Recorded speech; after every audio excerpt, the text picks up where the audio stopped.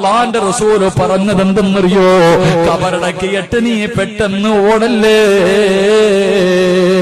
വാപ്പയുടെയും ഉമ്മയുടെയും ജനാസ ഇറക്കി വെച്ചിട്ട്, മാതാപിതാക്കളുടെ ജനാസ കബറിന്റെ അകത്ത് ഇറക്കി വെച്ചിട്ട്, എടാ പോകേണ്ടവരൊക്കെ പോകട്ടെ, നീ ഒരു 40 ആയത്തോതുന്ന സമയം ഒരു 5 മിനിറ്റെങ്കിലും ആ കബറിന്റെ ചാരത്ത് നിൽക്കണേ എന്ന് നബി മുഹമ്മദ് മുസ്തഫ സല്ലല്ലാഹു അലൈഹി വസല്ലമ തങ്ങൾ പറയുകയാ.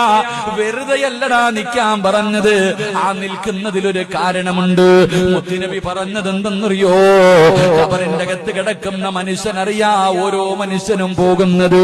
എന്റെ ആത്മാർത്ഥ സുഹൃത്ത് പോയല്ലോ, എന്റെ കൂടപ്പിറപ്പ് പോയല്ലോ, എന്റെ കൂട്ടുകാര് പോയല്ലോ, എന്റെ സഹോദരങ്ങൾ പോയല്ലോ. സ്വന്തം മക്കളാണ് ഒന്നാമത് ഓടുന്നത്. വാപ്പയെ കബറടക്കിയിട്ട് മക്കൾ ഇങ്ങനെ ഓടുമ്പോ കബറിന്റെ അകത്ത് കിടക്കുന്ന വാപ്പ ചിന്തിക്കുന്നു, അല്ലാ എന്റെ മോൻ എന്നെ ഇത്രയും പെട്ടെന്ന് മറന്നുപോയോ അല്ലാ, ഇത്രയും പെട്ടെന്ന് എന്റെ പൊന്നുമോൻ എന്നെ അങ്ങ് മറന്നുപോയോ അല്ലാ. മോനെ കബറിന്റെ ചാരത്ത് നിന്നാ ഉമ്മ ചിന്തിക്കുന്നത് എന്തെന്നറിയോ? ആര് പോയാലെന്താ, ആരൊക്കെ പോയാൽ എനിക്കൊന്നുമില്ല, എന്റെ പൊന്നുമോൻ പോയില്ലല്ലോ, എന്റെ പൊന്നാര മകൻ പോയില്ലല്ലോ.